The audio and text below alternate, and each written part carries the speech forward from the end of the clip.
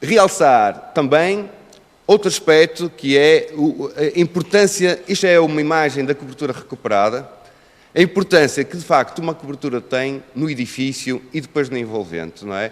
Nós não podemos de maneira nenhuma desprezar esta importância que há.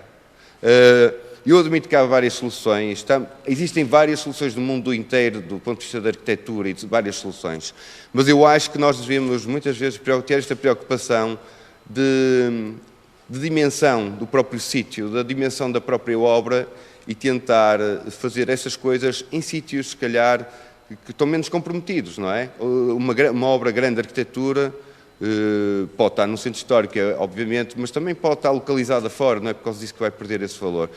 E realmente esta imagem, que é uma imagem pequena, não dá para ver a totalidade do edifício, mas vamos já ver isso, mas mostra que, de facto, o edifício não era o mesmo, ou não se completa sem a cobertura feita, não é?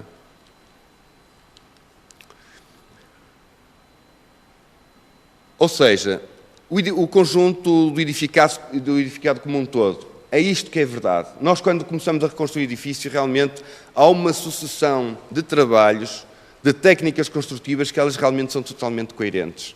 Eu, por exemplo, esta imagem desta claraboia, ainda em estrutura de madeira, e a claraboia pousada em cima, que é a claraboia que era original, que já tinha sido colocada, a imagem formal da continuidade estrutural dos elementos de madeira para os elementos de ferro é fantástica, não é? Ou seja, e isto é que nós nos devemos preocupar nestes trabalhos de reconstrução, quer seja da cobertura, seja do que for. É esta consistência que depois nos dá formas fantásticas e que são as formas da arquitetura tradicional. É verdade que elas nos transmitem, é essa beleza que nós conseguimos quando essa verdade é conseguida. Na imagem para do lado esquerdo, outra questão importantíssima, é um teto de gamela, que era de uma sala principal, que nós destinamos para o diretor do museu. Não sei, está aqui não sei, pode um dia ser a sala dele, não sei. E por isso nós mantivemos este teto em gamela, muito porque também a cobertura nos permite, essa estrutura permite-nos fazer este teto. Eu vi outros, ainda agora, não é? E não é possível solucionar esse problema sem mantermos esta coerência da reconstrução do edifício por um todo.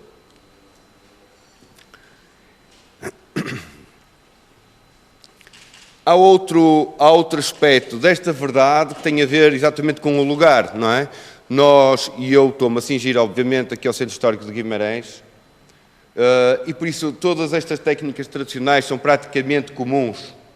Elas são semelhantes de uma situação para a outra, e por isso isto torna o conjunto mais coeso, quer do ponto de vista formal, quer do ponto de vista construtivo.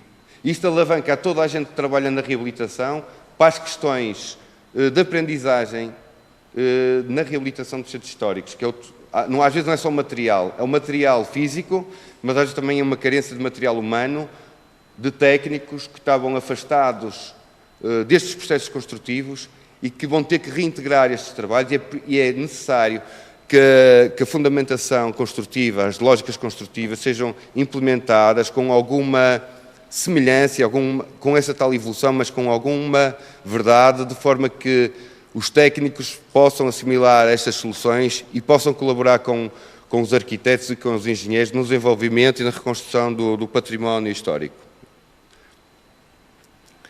Estas três imagens aqui de interior é exatamente as possibilidades que a espacialidade de uma cobertura nos permite obter. São três espaços diferentes do edifício, já recuperado. Do lado esquerdo vê-se porventura mal, mas é parte do antigo sótão, onde conseguimos criar uns espaços fantásticos com uma espacialidade bonita, com luz, com uma luz que permite e dá ao espaço as características que o próprio programa pedia. E, aliás, isso do programa, deixem-me só fazer aqui uma parte, outro aspecto importante. Eu sou coautor com uma colega minha, com a Margarida Moraes, da recuperação da Casa dos Coutos no Tribunal da Relação do Minho.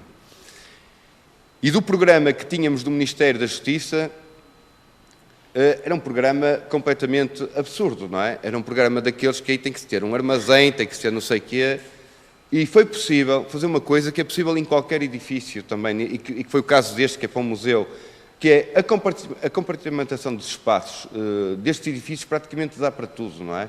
E por isso também não há grandes necessidades, às vezes, de partir totalmente os edifícios para voltar quase a fazer o mesmo, ou pior, fazer qualquer coisa que depois quase que não dá para mais nada, só dá para aquilo.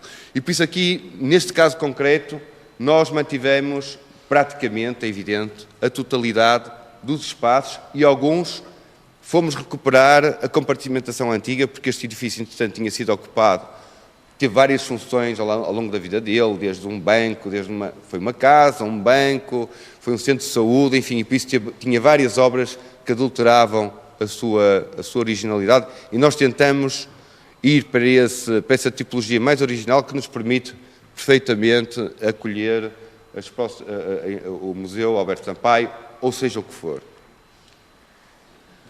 Aliás, essa vantagem, está ali o Dr. Ponta Risto, é outra vantagem, ou seja, nós não fizemos edifício a pensar só no museu, fizemos um edifício que dá para tudo, não é? E por isso estamos perfeitamente tranquilos neste momento. Isto é o tipo de analogia que nós fazemos relativamente à questão da cobertura, que eu acho que é muito interessante, que é a questão estética da cobertura. Aliás, há agora teorias super recentes, não é, sobre estas questões da repetição da natureza e como é que a forma como a natureza resolve os problemas e como é que, de alguma maneira, as técnicas antigas estavam muito apoiadas, muito sustentadas nestes princípios antigos da resolução dos problemas e, em comparação, porque é que na pós-revolução industrial se afastou tanto destas soluções e que, se calhar, com grandes problemas, porque é vulgar nós sabermos que edifícios com 100, 200, 300 anos têm patologias muito piores do que edifícios com 500 anos. Ou, pelo menos, os que têm 500 anos ainda são recuperáveis, os outros não são, com certeza absoluta. Aliás, só mais um parênteses relativamente a isto, e já que vamos entrar numa era em que a recuperação vai ser predominante, eu gostava de recordar aqui uma coisa que ouvi numa conferência uma vez, e que eu acho que é muito importante. Nos anos 80 também, em Inglaterra, tal como em Portugal, mas de uma forma muito mais expansiva, as grandes companhias bancárias, de seguros, sei quê, por uma questão de imagem, começaram a adquirir grandes palacetes e sei quê. As empresas e as grandes empresas faziam isso com grande facilidade, compravam grandes palácios em centros das cidades e a opção era clara, era ficar com as paredes exteriores, demolir todo o interior e fazer tudo de novo. Mas depois havia outro grupo de empresas que queria imitar aquelas maiores, porque sabia que tinha que ter essa imagem, tinha que estar nos centros das cidades, com uma imagem de um edifício antigo, associada a uma imagem clássica, não é? E que não tinha dinheiro para recuperar os edifícios, não tinha dinheiro para deitar abaixo e fazer de novo, e por isso recuperou, deu um jeito, pintou, deu assim uma coisa assim do género. Veio-se a verificar mais tarde, isto era um exemplo concreto, a nível imobiliário, que o valor do património que tinha sido recuperado porque não tinha havido dinheiro para o transformar, estava no mercado atual muito mais valioso do que o outro que tinha sido intervencionado com todas essas técnicas construtivas modernas, ultra sofisticadas dos anos 80. E por isso, isto também é um exemplo e é uma nota que devemos refletir, porque de facto, às vezes perde-se a totalidade do valor do edifício com a pretensão de o tornar muito atual.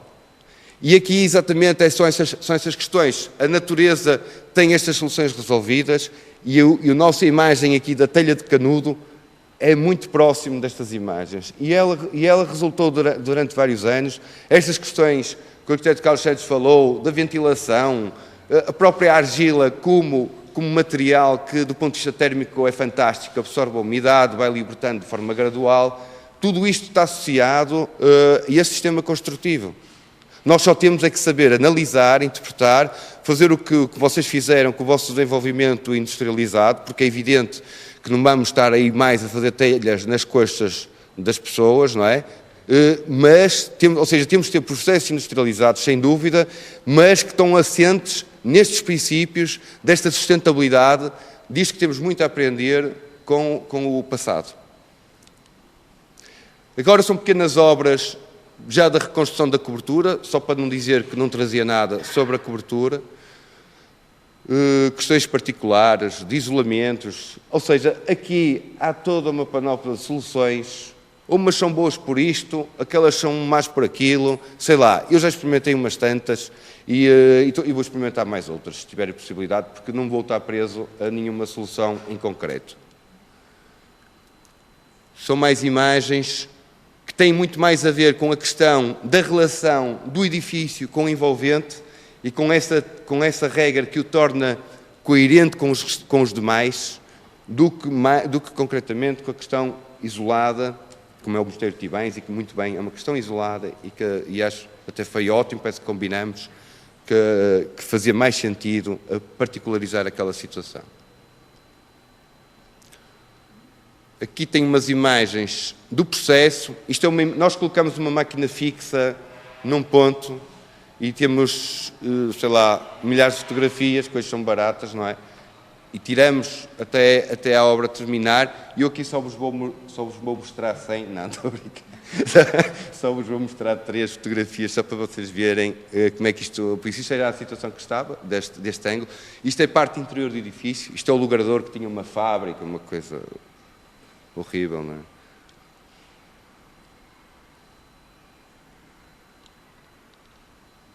Isto já é uma passagem para o edifício em que teve que praticamente ficar na sua estrutura base. Não havia outra solução por mais que eu quisesse. Isto já é uma fase da reconstrução das paredes em taipa em soluções mistas. Ou seja, não há uma versão, não há uma perspectiva também radical sobre estas soluções, não há preconceitos nas soluções. Ou seja, a solução é um compromisso numa procura constante de descobrir melhores soluções. E eu penso que também era assim que os antigos faziam. Não ficavam presos definitivamente, que se fosse assim, eu acho que eles não tinham chegado também à telha de canudo. Tinham ficado talvez naquele forro em palha ou qualquer coisa. E finalmente uma imagem, se passa, já do edifício concluído, já com o logrador parcialmente liberto, não totalmente, infelizmente, porque hoje também há a térmica obriga-nos a ter equipamentos que não sei se fazem muita falta, mas a lei obriga, não é? E por isso parte deles vão ficar permanentemente a viver ali no logrador. Eu termino também aqui com estas imagens do antes e do depois, não é? Eu não sei se isto muda sozinho, ou acho que tenho que carregar.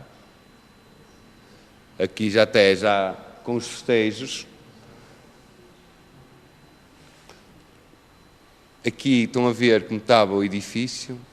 Por acaso o edifício, quando começou a obra, ainda estava muito pior. Esta fotografia é bem mais antiga. E vamos ver se passa.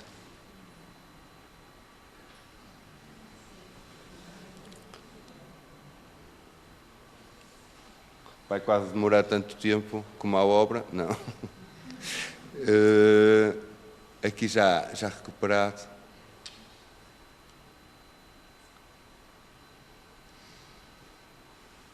Não sei se fosse possível passar aí, podia ir passando, porque era uma sessão, se der um novo clique, a parte do logrador, a parte de uma claraboia que é a mesma, conseguimos andar lá a apanhá-la, lá no... É exatamente a mesma claraboia. Pode continuar. E pronto, esta última imagem, que eu penso que realmente tudo isto é muito importante, mas a mim, enquanto arquiteto e que já trabalho nisto há alguns anos, o que eu realmente valorizo e que eu acho que é importante é a forma como cada um vê o património. Acho que é isso que dá valor aos próprios edifícios, não são com certeza os edifícios por si só. Muito obrigado.